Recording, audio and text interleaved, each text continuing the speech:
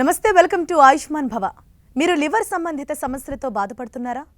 Liver failure అంటే ఏంటి? తీవ్ర జ్వరం మరియు వాంతులతో ఇబ్బంది పడుతున్నారా? మొదలగు సమస్యలపై మాట్లాడేందుకు ప్రస్తుతం మనతో పాటు స్టూడియోలో ఉన్నారు Yashoda hospitals senior liver transplant anaesthetist మరియు critical care specialist doctor SPS Srinivas garu. మరి వారిని అడిగి మరిన్ని సలహాలు సూచనలు తెలుసుకుందాం. నమస్తే. సో అసలు ఈ లివర్ ఫెయిల్యూర్ అంటే ఏంటి? ఇందులో అక్యూట్ లివర్ ఫెయిల్యూర్ అంటే ఏంటి? యాక్చువల్గా లివర్ ఫెయిల్యూర్కి వెళ్ళే ముందల అసలు లివర్ గురించి మనం కొద్దిసేపు మాట్లాడుకుందాం. మీ అందరికీ తెలుసు లివర్ చాలా important organ and April 19th is the world liver day. మొన్నే సెలబ్రేట్ చేసుకున్నాం. అండ్ ఈసారి థీమ్ ఏంటంటే ప్రొటెక్ట్ యువర్ లివర్ అని చెప్పి ఒక క్యాప్షన్ ఇచ్చారు. So and liver is an important organ అని మాత్రమే తెలుసు, కానీ ఎన్ని ఫంక్షన్స్ చేస్తుంది అని చాలామందికి తెలియదు. అమెరికాలోని ప్రసిద్ధ యూనివర్సిటీ జాన్ హాప్కిన్స్ వాళ్ళ పరిశోధనలో తేలింది ఏంటంటే దగ్గర 500 ఫంక్షన్స్ లివర్ చేస్తుంది. అందులో ముఖ్యమైనవి ఏంటంటే ఒకటి protein synthesis or protein metabolism అంటాం. అంటే మాంసకృతుల తయారీ అండ్ వాటి సంరక్షణ అనమాట, అంటే వాటి మెటబాలిజం అంటాం అనమాట. అదేంటంటే మన శరీరంలో మాంసకృతులన్నీ లివర్లోనే తయారవుతాయి. అవి యాంటీబాడీస్ అవనియండి, లేదంటే కోయాగులేషన్ ప్రోటీన్స్ అంటే రక్తం గడ్డ కట్టడానికి ఉపయోగపడే అవసరమైన ప్రోటీన్స్ అనమాట, అవి కానివ్వండి, ఏదైనా మన లివర్లోనే తయారవుతాయి అన్నమాట.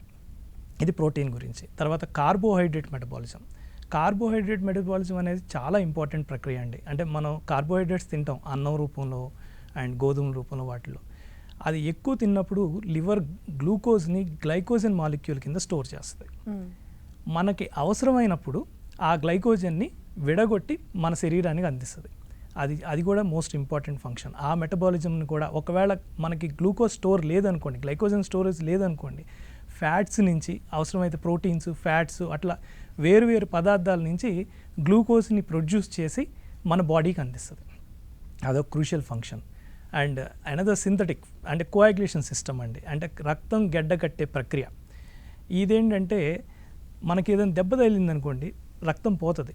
అట్లా ఎక్కువ రక్తం పోకుండా కొన్ని ప్రోటీన్స్ ఉంటాయి, కోయాగులేషన్ ప్రోటీన్స్ అంటాం.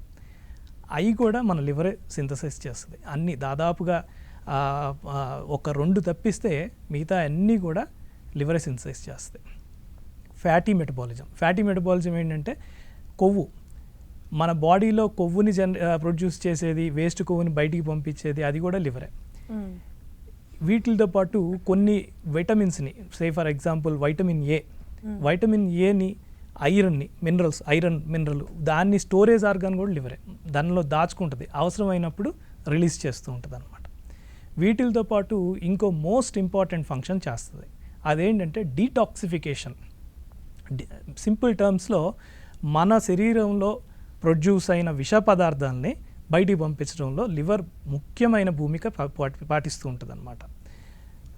అమోనియా ప్రొడ్యూస్ అవుతుంది, మీ అందరికీ తెలుసు. దాన్ని యూరియా కింద కన్వర్ట్ చేసి బాడీ నుంచి ఎలిమినేట్ చేస్తుంది. అదొక ముఖ్యమైన ఫంక్షన్. ఇట్లా చెప్పుకుంటూ పోతే ఇంకా చాలా వస్తూ ఉంటాయి ఇక్కడికి. ఇది మెయిన్ ప్రొడక్షన్ అనమాట. సో ఇన్ని ఫంక్షన్స్ చేస్తున్న లివరు పాడైందనుకోండి, డిస్ఫంక్షన్, అదే ఫెయిల్ అంటే కంప్లీట్ ఆగిపోయింది, స్తంభించిపోయింది, దట్ ఈస్ కాల్డ్ ఫెయిల్యూర్. ఈ ఫెయిల్యూర్ అనేది బ్రాడ్ టెర్మినాలజీలో, అంటే ప్రజలందరికీ అర్థమయ్యే విధంగా చెప్పాలంటే 3 భాషల్లో 3 విధాలుగా చెప్పవచ్చు. Acute liver failure, chronic liver failure, acute on chronic liver failure. Acute liver failure అనేది రోజుల నుంచి వారాల్లో లివర్ పూర్తిగా ఫంక్షన్ ఆపేస్తుంది అనమాట. దాన్ని ఎక్యూట్ లివర్ ఫెయిల్యూర్ అంటాం. ఇది క్రానిక్ అనేటప్పటికీ మనకి క్రమేపీ పాడవుతుంది. ఇది మెయిన్లీ ఆల్కహాల్ తీసుకున్న వాళ్ళల్లో, లేదా chronic infections hepatitis B, hepatitis C వాళ్ళలో, ఆ ఇన్ఫెక్షన్ ఉన్న వాళ్ళల్లో ఎక్కువ కనిపిస్తుంది. ఇది క్రానిక్ లివర్ డిసీజ్ ఉండి సడన్గా అయిపోయింది అనుకోండి, దాన్ని acute on chronic liver failure అంటాం. ఇలా 3 రకాలు ఉన్నాయి. అన్నిటికంటే అత్యంత ప్రమాదకరమైనది ఏంటంటే ఎక్యూట్ లివర్ ఫెయిల్యూర్. ఎందువల్ల అంటే 180% మంది దాకా ఇది ఎక్యూట్ లివర్ ఫెయిల్యూర్ కనుక వస్తే రోజుల్లో చనిపోతారనమాట. అందుకే అది చాలా ఎమర్జెన్సీ సిచ్యువేషన్, క్రిటికల్ కండిషన్ అది. అంటే ఇలా లివర్ ఫెయిల్యూర్ అవ్వడానికి కారణాలు ఏంటండి? ఈ చాలా కారణాలు ఉంటాయమ్మా. ఇండియాలోకి వచ్చేస్తే ఎక్యూట్ లివర్ ఫెయిల్యూర్ అంటే ఇది పెద్దల్లో చిన్నపిల్లల్లో విభజించుకోవచ్చు. చిన్నపిల్లల్లో మన నార్మల్ హెపటైటిస్ ఏ వైరస్ నార్మల్గా జాండిస్ ఉంటుంది కదా, అది కూడా మనకి లివర్ ఫెయిల్యూర్ని కాజ్ చేసే అవకాశం ఉంటుంది. ఇది acute liver failure. Acute and chronic వచ్చేటప్పటికి వాళ్ళల్లో ఏదైనా విల్సన్స్ డిసీజ్ కానివ్వండి, లేదంటే వాళ్ళు ఏంటంటే పిత్తాశయం అవి కొంచెం అబ్స్ట్రక్షన్లు ఉంటాయి అంటే పుట్టుకతో వస్తాయి అనమాట, కంజెనిటల్ అనామలీస్. వాటి వల్ల అది కామనెస్ట్. అది వాటి వల్ల ఫెయిల్ అయ్యి క్రానిక్ డిసీజ్లోకి పోయి తర్వాత దానికి ఇన్ఫెక్షన్ తోడయ్యి ఎక్యూట్గా ఫెయిల్ అయిపోయే అవకాశం ఉంటుంది. సో ఇది పిల్లల్లో. పెద్దల్లో వచ్చేటప్పటికి ఇండియాలో హెపటైటిస్ ఏ అండ్ హెపటైటిస్ ఈ 2 వైరస్లు మోస్ట్ కామన్. మూడోది హెపటైటిస్ బి వైరస్ అనమాట. ఈ 3 ఎక్యూట్ లివర్ ఫెయిల్యూర్కి మోస్ట్ కామనెస్ట్ కాజెస్. వీటి తర్వాత మాట్లాడితే మనకి పాయిజన్స్ కానీ, ఏది ర్యాట్ పాయిజన్ కానీ, ఆర్గనోఫాస్ఫరస్ పాయిజన్ కానీ, అంటే అది పురుగుల మందు తాగేస్తారు కదా, అలాంటి వాళ్ళు కానీ, లేదా ఆత్మహత్య ప్రయత్నం కింద ఎలుక పాయిజన్ తిన్నోళ్ళు వాళ్ళు వాటిల్లో. తర్వాత డ్రగ్స్ అంటే మన టీబీకి వాటికి వాడతాం మెడిసిన్స్. ఇండియాలో టీబీ మెడిసిన్స్ వల్ల లివర్ ఫెయిల్ అయిన సందర్భాలు చాలా ఉన్నాయి. వీటితో పాటు ఫారిన్ కంట్రీస్తో మాట్లాడితే పారాసిటమాల్ పాయిజనింగ్, పారాసిటమాల్ ట్యాబ్లెట్ వాళ్ళకి ఓవర్ ది కౌంటర్ మనకి ఎట్లా దొరుకుతుందో అక్కడ కూడా అట్లాగే దొరుకుతుంది. సో అది ఎక్కువ డోసేజ్ కనుక వేసుకుంటే అప్పుడు కూడా లివర్ ఫెయిల్యూర్ అయ్యే అవకాశం ఉంటుంది, ఎక్యూట్ లివర్ ఫెయిల్యూర్ అయ్యే అవకాశం ఉంటుంది. ఇవి కాకుండా నాటు మందులు కొందరు ఇప్పుడు high protein diet, high keto diet అని చెప్పి పాటిస్తున్నారు. అవన్నీ కూడా లివర్ మీద బర్డెన్ పడుతుందమ్మా. వీటితో పాటు చెట్ల నుంచి ప్రొడక్ట్స్ అని చెప్పి కషాయాలు అవి తాగుతున్నారు. అంటే కషాయాలు తప్పు అని నేను చెప్పను, కానీ ఎవరిలో లివర్ ఫెయిల్యూర్లోకి వెళ్తారు ఎవరిలో వెళ్ళరు నాటు మందులతో అనేది చెప్పలేం. కానీ ఇన్సిడెన్స్లు అయితే ఉన్నాయి. ఎలాగైతే ఇంగ్లీష్ మందులకి ఇన్సిడెన్స్లు ఉన్నాయో అలాగే నాటు మందులతో కొంచెం ఇంగ్లీష్ మందులతో కంటే ఎక్కువ ఇన్సిడెన్స్ ఉంది. ఎందుకంటే రీసెర్చ్ ఎక్కువ మనకి అలోపతి మెడిసిన్స్లో జరుగుతుంది కాబట్టి ఎంత డోస్ తీసుకుంటే, ఇప్పుడు పారాసిటమాల్ ఉంది 4 grams per day for 10 days తీసుకుంటే లివర్ ఫెయిల్యూర్ వస్తుంది. అది మనకి క్వాంటిఫికేషన్ క్వాలిఫికేషన్ అన్నీ వచ్చేసినాయి అనమాట స్టడీస్. నాటు మందుల్లో అది ఇంకా రాలేదు, అందువల్ల వాటిల్లో ఫెయిల్యూర్ ఎక్కువ ఉంటుంది. అదే క్రానిక్ లివర్ ఫెయిల్యూర్ ఉంటుంది. Chronic liver failure most common ఇండియాలో ఏంటంటే ఆల్కహాల్ అమ్మ, తర్వాత viruses hepatitis B, hepatitis C ఇవన్నీ వస్తాయి అన్నమాట. ఆల్కహాల్ ఏంటంటే ఇక్కడ మీకు ఒక విషయం చెప్పాలి. ఇది చాలామంది నన్ను క్వశ్చన్స్ అడుగుతారు.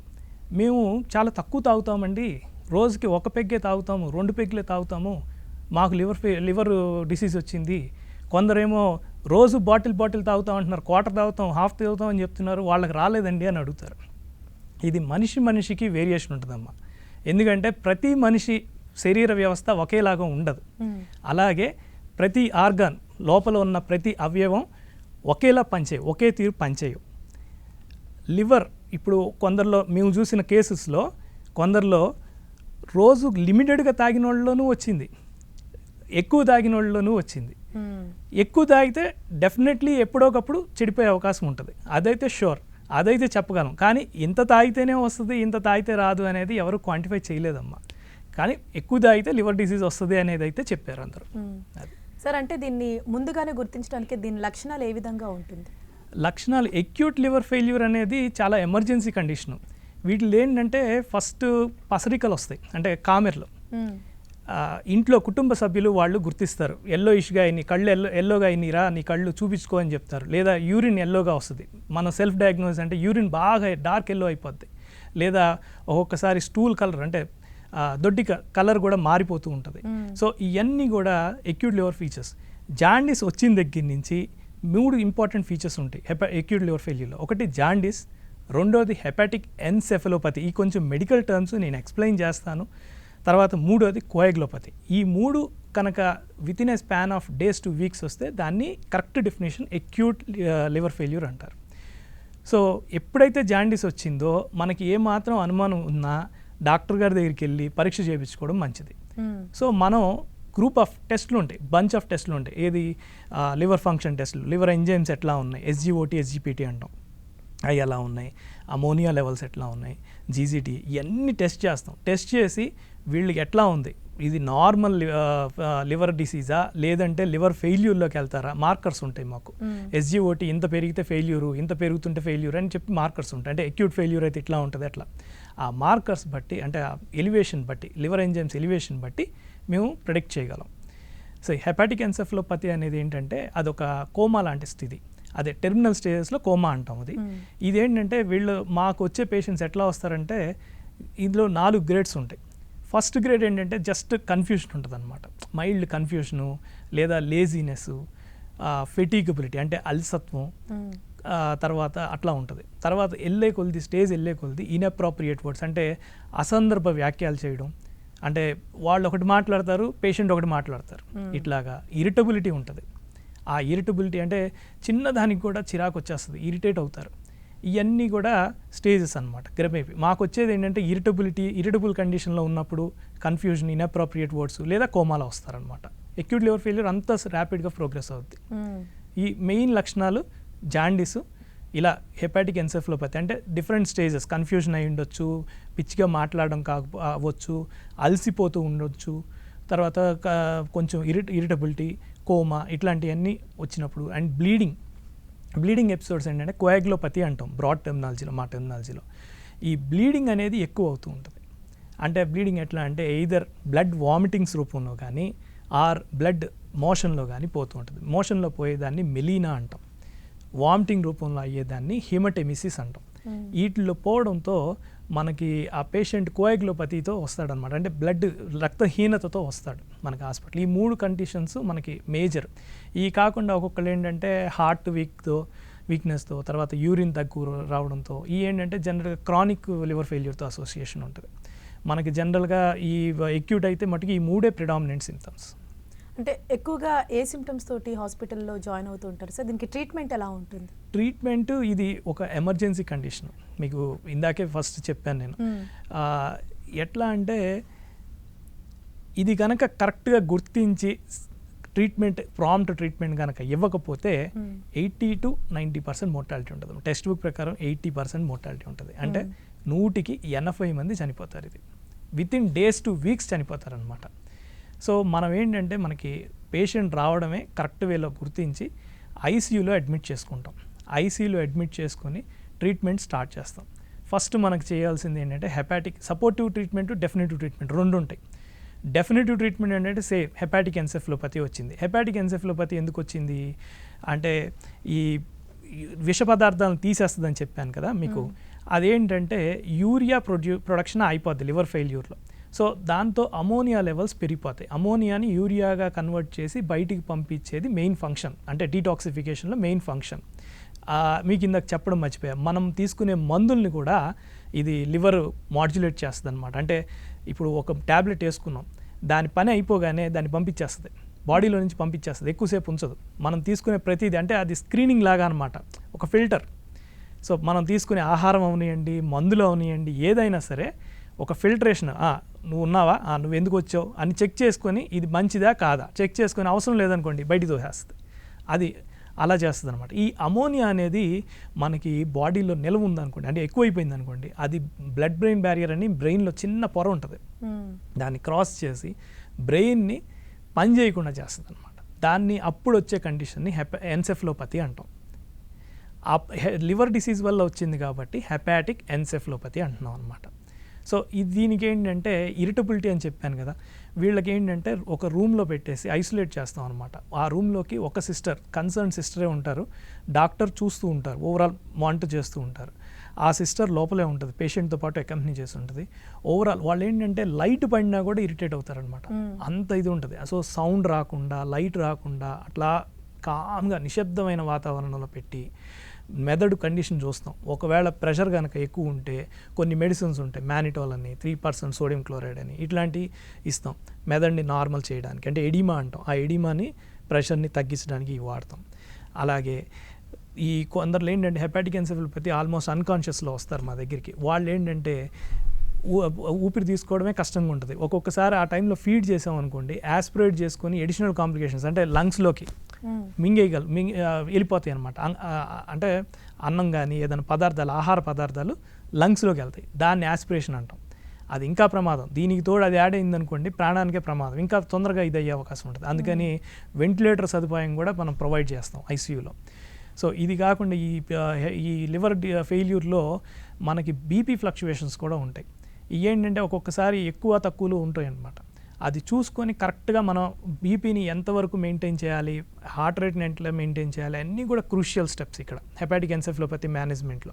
సో అవన్నీ చూసుకొని జాగ్రత్తగా టైట్రేట్ చేసుకుంటూ వెళ్తాం అనమాట. ఒక్కోసారి ఐనోట్రోప్స్ అవసరం పడుతుంది. ఐనోట్రోప్స్ అంటే ఏంటంటే బ్లడ్ ప్రెషర్ని పెంపొందించడానికి వాడే మెడిసిన్స్ అనమాట. అవి పెడతాం. ఒక్కోసారి బ్లడ్ ప్రెషర్ తగ్గించడానికి మెడిసిన్స్ పెట్టాల్సి వస్తుంది. అది చెప్పలేం, పేషెంట్కి వేరియేషన్ ఉంటుంది. ఈ కాకుండా సపోర్టివ్ ట్రీట్మెంట్ ఏంటంటే ఇప్పుడు వాళ్ళు తినలేరు కదా, కోమాలో ఉన్నారు, కానీ అట్లా వదిలేస్తే వీక్ అయిపోతారు. సో అది కరెక్ట్ చేస్తూ ఉంటాం. అలాగే వీటితో పాటు ఇన్ఫెక్షన్ వస్తుంది. ఆ ఇన్ఫెక్షన్ రాకుండా యాంటీబయాటిక్స్ పెట్టడం, ఎప్పటికప్పుడు పేషెంట్ని క్లీన్ చేయడం, రూమ్ని జాగ్రత్తగా నీట్గా పెట్టడం, పేషెంట్ని అటెండ్ అయ్యే సిస్టర్ కూడా ఫ్రీక్వెంట్లీ హ్యాండ్ వాష్ చేసుకుని వెళ్ళడం, ఇలాంటి చిన్న చిన్న మెషర్స్, ఐవీ క్యాన్లో పెట్టేటప్పుడు ప్రాపర్ స్టెరైల్ టెక్నిక్స్, ఇవన్నీ జాగ్రత్తగా తీసుకుంటాం అనమాట. కిడ్నీ ఫంక్షన్ని కూడా మనం ఇక్కడ సపోర్ట్ చేయాలి. ఇది హెపాటిక్ ఎన్సెఫలోపతితో పాటు మనం కోయాగ్లోపతి అంటే బ్లీడింగ్ డిసార్డర్స్ని కూడా మనం ఇక్కడ ట్రీట్ చేస్తాం. ఇక్కడ అదొక సపరేట్ ప్రక్రియ అమ్మ. బ్లడ్ అంటే బ్లీడింగ్ ఏంటంటే ఇక్కడ యాంటీకోయాగ్లెంట్స్, ప్రోకోయాగ్లెంట్స్, జస్ట్ కాన్సెప్ట్ కోసం చెప్తున్నాను. రక్తం గడ్డకట్టే పదార్థాలు, అవసరమైన ప్రోటీన్స్, రక్తం ప్రవాహం స్మూత్గా ఉండడానికి అవసరమైన యాంటీకోయాగ్లెంట్స్ రెండింటిని లివర్ ప్రొడ్యూస్ చేస్తుంది. రెండింటిని ఇట్లా బ్యాలెన్స్ చేస్తూ ఉంటుంది. ఏది ఎంతవరకు అవసరమో అట్లా బ్యాలెన్స్ చేస్తూ ఉంటుంది. ఈ లివర్ ఫెయిల్యూర్లో ఈ బ్యాలెన్స్ ఇట్లా అవుతూ ఉంటుంది. ఇలా అయిందనుకోండి బ్లీడింగ్ ఎక్కువ అవుతుంది. ఒక్కోసారి యూరిన్ ద్వారా పోతుంది బ్లడ్, ఒక్కోసారి వామిటింగ్స్ అవుతాయి, ఒక్కోసారి ముక్కమ్మట నోటమ్మట బ్లీడింగ్ అవుతూ ఉంటుంది. ఒక్కొక్కసారి మనకి తెలియదు, కనిపించదు, లోపలే బ్లీడింగ్ అవుతుంది. వ్యారిసియల్ బ్లీడింగ్ అంటాం. అంటే మనకి ఎక్కువసేపు నుంచున్న వాళ్ళకి కాళ్ళల్లో వ్యారికోస్ వెయిన్స్ అని మీరు వినే ఉంటారు. అలాగే ఈసోఫేగస్లో అన్నవాహికి స్టమక్కి దగ్గరలో గ్యాస్ట్రో ఈసోఫేజియల్ జంక్షన్ అంటాం. ఆ జంక్షన్ దగ్గర వ్యారిసెస్ ఉంటాయి. అక్కడొక్కడ చోటు ఇంకా చాలా చోట్ల ఉంటాయి. బట్ లివర్ డిసీజెస్లో మోస్ట్ ఇంపార్టెంట్ ఈసోఫేజియల్ వ్యారిసెస్. అవి రప్చర్ అవుతూ ఉంటాయి. ఒక్కోసారి అది సైలెంట్ బ్లీడింగ్ అవుతుంది, స్టమక్లోకి పోద్ది, కిందకి పేగుల్లోకి పోద్ది, అది కనిపించదు. సడన్గా పేషెంట్ ఎనీమియాతో వచ్చేస్తారు. ఆర్ ఐసీయూలో ఉన్న పేషెంట్ మనకి పైకి బాగానే ఉంటాడు, అరే బాగానే ఉన్నాడు కదా అనుకుంటాం. సడన్గా ఉన్నట్టుండి బీపీ పడిపోద్ది అండ్ హార్ట్ రేట్ వచ్చేస్తుంది, పెరిగిపోద్ది, మనకేం అర్థం కాదు, అరే ఏమైంది అనుకుంటుంటాం. పేషెంట్ పేల్గా అయిపోతాడు, అంటే తెల్లగా అయిపోతాడు అనమాట చూస్తుండగానే.